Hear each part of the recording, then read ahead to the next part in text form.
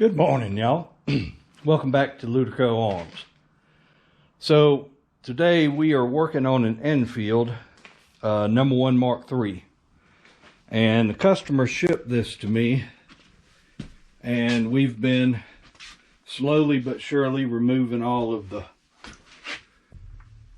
cosmoline and years of oil from this wood, and it's just about there. We've got cracks on all three of these pieces that we're going to have to repair, but that's not what this video is about. So let's get back out here. And the buttstock that came with this rifle is right here. The problem with this one is it's really loose where it sticks up into the pocket on the receiver. And it's also very worn here at the, you can see the top of the brass butt plate's been worn down. The screw's been worn down. So can't reuse that. So the customer, knowing that this was loose in the socket, he bought and shipped with the gun this stock. Now this stock had a B and had an F on this side, and I started experimenting with trying to get this paint out, but this paint is stuck so far down in the grain of this wood that in order for me to get it out of there, it's just not gonna work.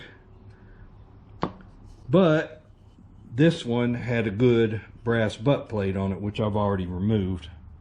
So we're going to use the butt plate from this one that he sent. And we've got this third one that I found, which is a new old stock, never been installed. And the only problem with this one is it does not have the inlet for the stock medallion. So that's what we're going to take care of today. We're going to inlet this for a stock medallion, and I'll show you how we're going to do it. So the tool you want to do this is a forstner bit. It's a wood cutting bit for drilling nice square holes. Not square, they're round holes, but the bottoms are squared off holes in wood. And so I have a whole bunch of these, and this one is, it's just a hair smaller than that hole there, which will be fine because this is a 23 millimeter. I tried a 7/8 and it's just a hair smaller than this one, this 23. And then I tried a 24 and it's just a little too tight and it'll make the hole too big. So we're going to go with this 23, and then we may have to do a little hand work on the edges here once we get it drilled out. So you can see that's down in there about a quarter of an inch, and the brass disc screws on there. So what we're going to do is cut the hole on this one with this in the drill milling machine. Now you could use a drill press, but my milling machine's easier to use for me. And then we'll be able to put this with the rest of the wood, and once we fix those cracks, we'll be able to refinish all this wood and get it ready. So let me get all this set up, and then I'll bring you back and show you how we do this. Okay, y'all. Now you can see I've got this thing chucked up in the vise here with a piece of leather to kind of protect the wood, and you know, I had to put together some stuff to kind of hold it in there. And I've got it level this way and level this way. And I got a little dot right here, and that's where we want the center of that to be. So we got to get all this stuff fired up, and this is 3-phase. So I've got a converter, a rotary. There's the motor for it. So we got to come over here, turn the mill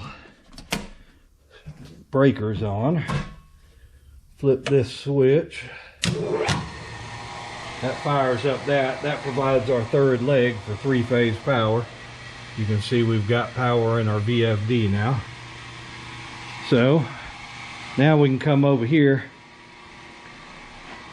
So on this mill, I've got a motor in this Bridgeport milling head. That's a vertical mill conversion. This was a horizontal mill when it was built. So it's got a 3-phase motor in it. That's what's controlled by that VFD over there on the wall. And then all of the stuff on the base, all of our X, Y axis, all of that stuff is gear driven. And it's all driven off of a big old Edison motor that's in this base. And so we had to come over here and start it up.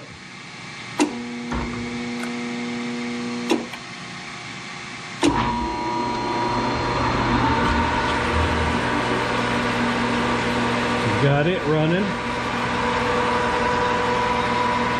And then we want to, I always like to check right here, make sure I got some oil dripping in that sight glass, and we do.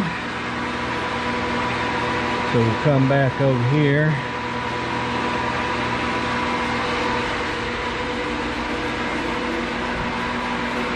So now what I've got to do is get this where we're on that piece where we want to be. So let me get this camera set. Hopefully you'll be able to see what we're doing. It'll come from this side, I guess.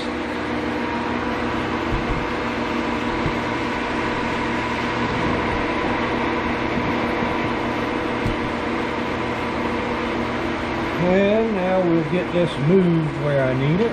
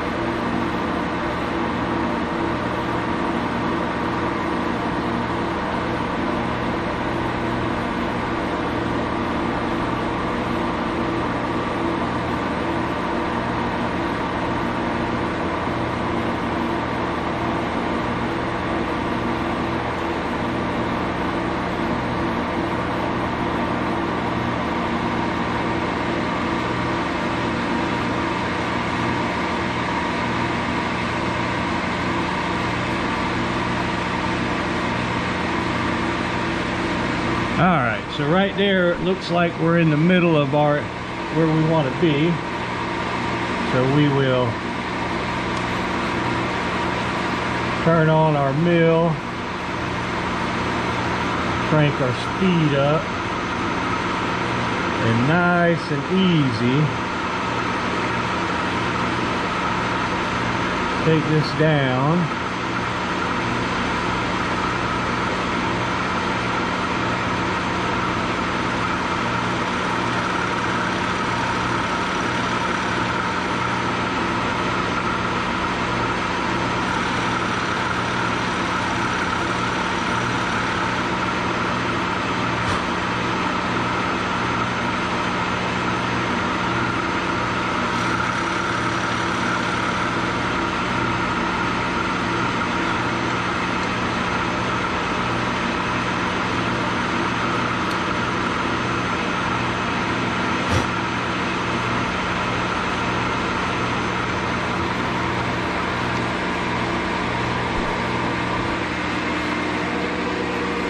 Alright, you can see we've got that started. Now I'm gonna go grab a set of a gauge so I can measure what's on the other one and what's on this one. So I'll be right back. Okay, I've got a depth gauge now. So let me lower this down where I can use it.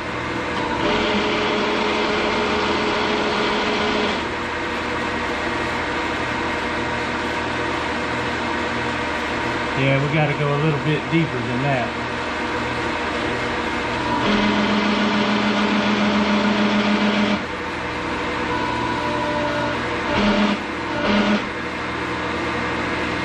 All right, so we got to go a little deeper than that. And this isn't super critical. I've seen them with the medallions flush. I've seen them with the medallions under cut. So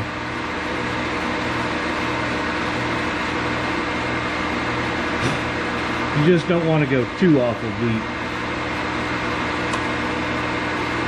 Do a little at a time and check it, and that way you can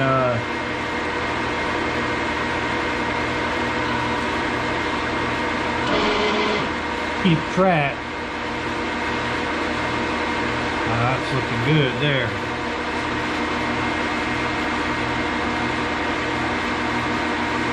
Now it's got to go down just a little bit more. So it's a little deeper on one side than the other, which is not surprising because it's not exactly a flat surface.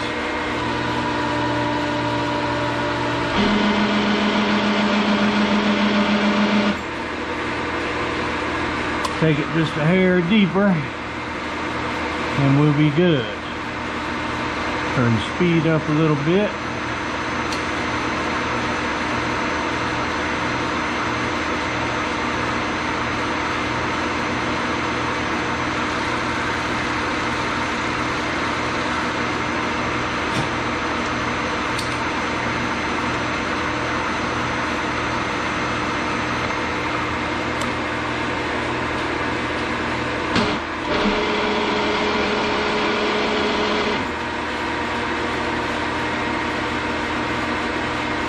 Ah, perfect.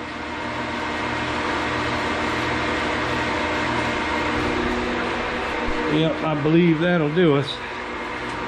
Put my gauge back here.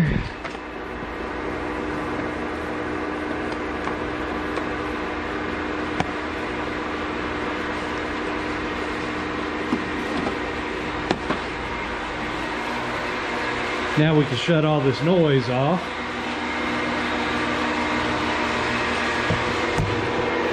Go back through the reverse of how we did it before.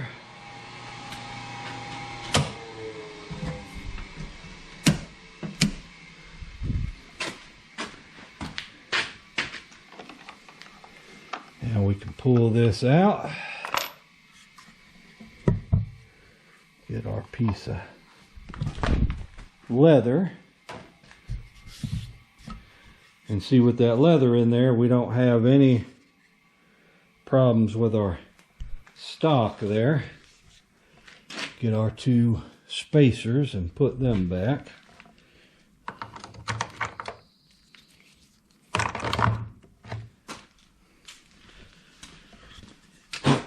All right, so now we can compare.